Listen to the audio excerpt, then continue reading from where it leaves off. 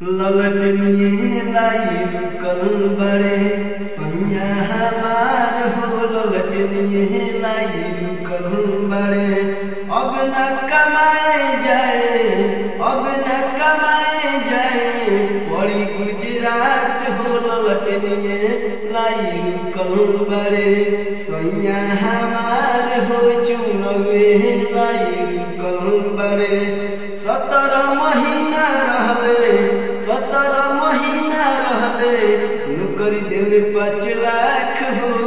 ललटनिए लाई रुकल बड़े सैया हमार हो। ललटनिए लाई रुकल बड़े तेज रफ्तार चाहिए, तेज रफ्तार चाहिए तेजस्वी सरकार हो। ललटनिए लाई रुकल बड़े सैया हमार हो।